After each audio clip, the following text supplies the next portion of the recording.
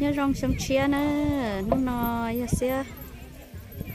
xe ó lợ nằm ở xe ý chè bé cu xí chở họ để họ chở ý nún chè chỉ tao lọt nào con giờ nữa thì nó nói nó xe ó lợ chè bé cu sẽ đời chè nhiệt chè nào con giờ tôi mua bỏ bao xí lợ chè ý nún nữa thì nó nói chè tới rồi bé giờ mua bé là càng lợ chè tới thì nên sẽ đời chè cũng như sẽ đời họ lợ còn đó bé thế nữa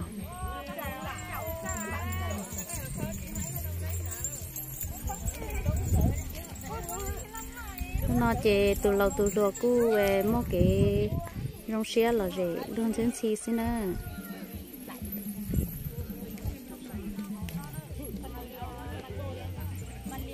từ lâu từ lâu là cũng tốt xí tốt xua thế cũng chẳng tốt chỉ tao ta chúa bé lăng lại tốt chỉ tao ta nữa để bé cũng chẳng sẽ đời nhau đi nó tỏ thế bé chủ chỉ tao mua bỏ ít xe chở một đê chỉ lưu rong rồi đây chỉ lưu rong là bỏ nó bé họ thì bé nhá bé tao xé xí chị bé cô chỉ xí bỏ nó chỉ bé xí chỉ lưu rong xí nè chỉ chở một đây tòng tông lại cô chỉ tao lò thế thì bé sẽ đợi nhá để nó to lọt cho bé mà li và bỏ nè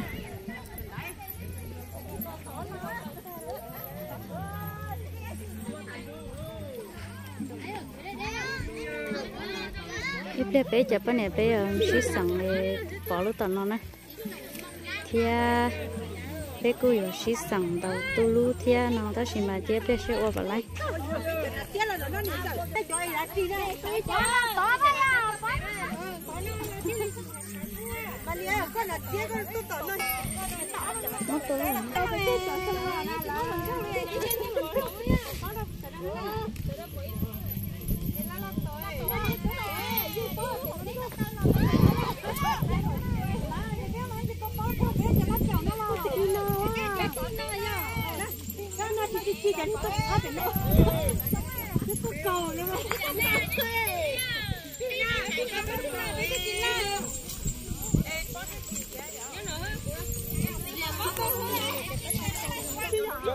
sẽ cho kia người ta mấy trâu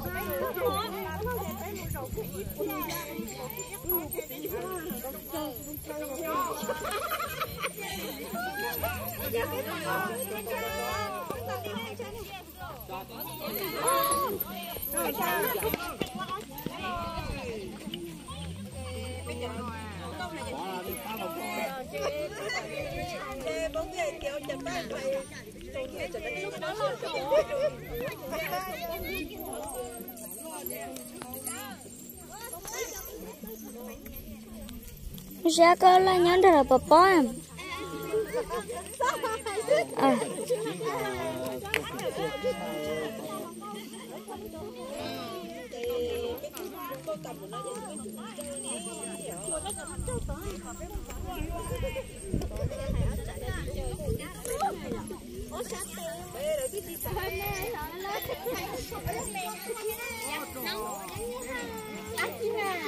liệt rồi là liệt tao thấy là mày dắt mà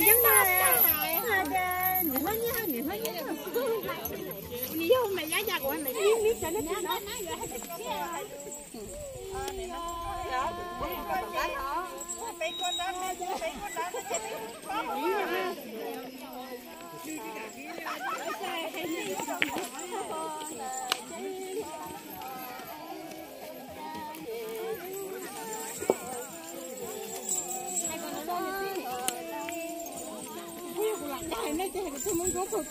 Chả nằm này sẽ xếp chó nè.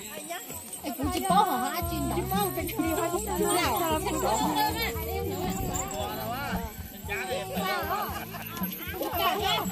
Là hai cái xếp chó. Cho cái đống đây là tủ. À chị mẹ nè lo.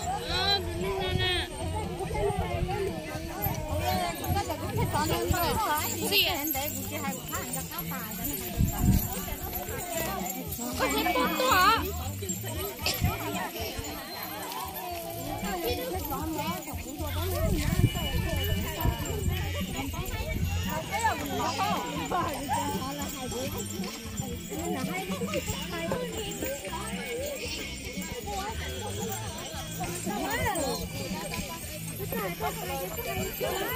Bán nhiều luôn có đi chợ nhà giờ bán luôn có lo tàu hai đó.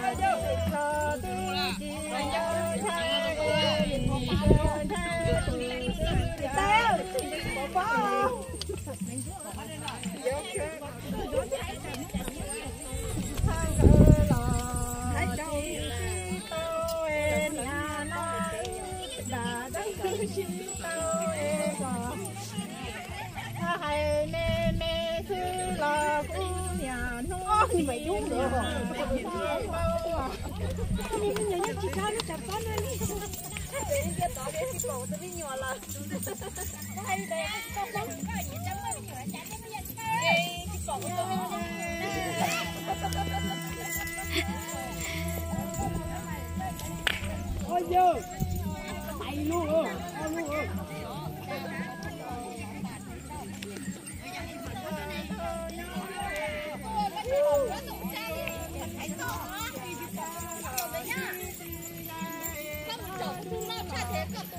Ây da, chẳng có tao bao liệu như tao ấy.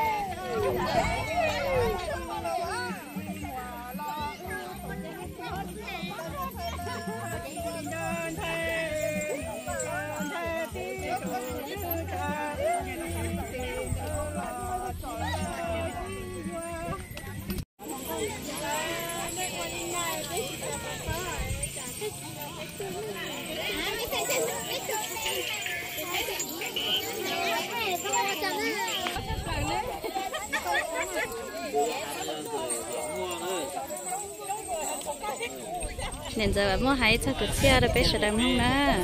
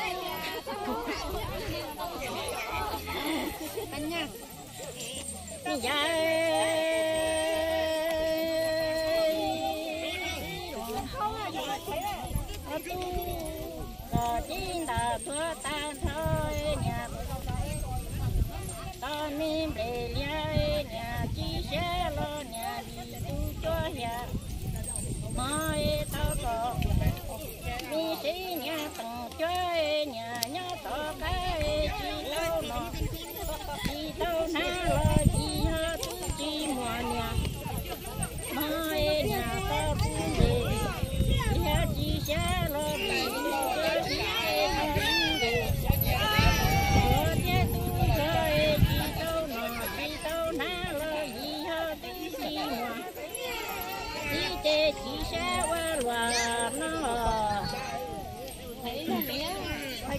hành gì mà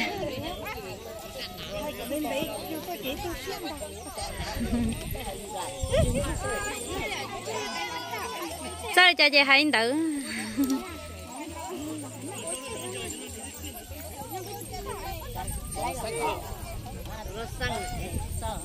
sỏ á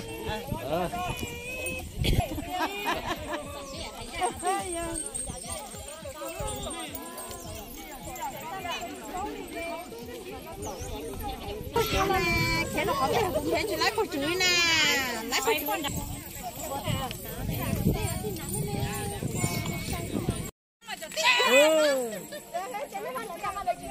Tao mà sợi dâu tao chết rồi. Lấy bé luôn hả? Có luôn hả? Đi con. Con gì hả? Con gì hả? Là ít con gì? Là ớt à?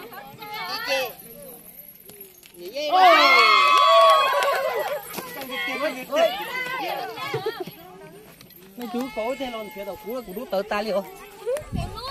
Mẹ ớt tao tiền nha. Chưa chưa chưa.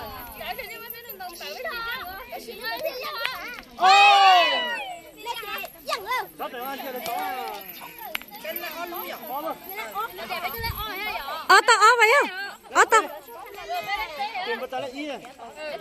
Kiếm nó to. Thế bé hà lên tàu à?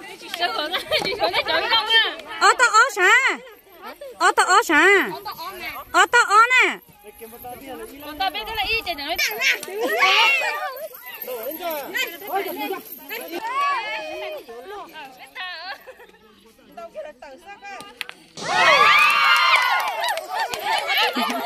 Ý tôi là ý tôi.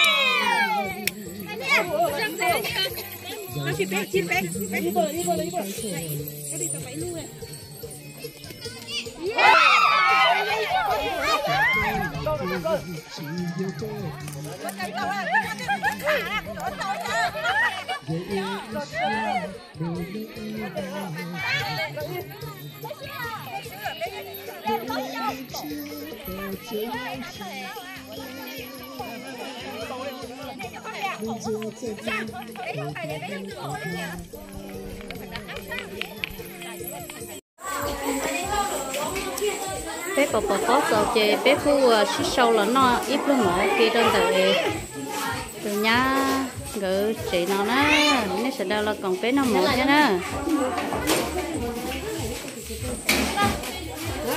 qua mà biết sao đó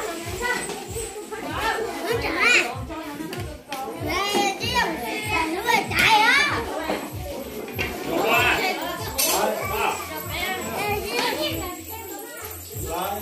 Hãy subscribe cho kênh Ghiền Mì Gõ để không bỏ lỡ những video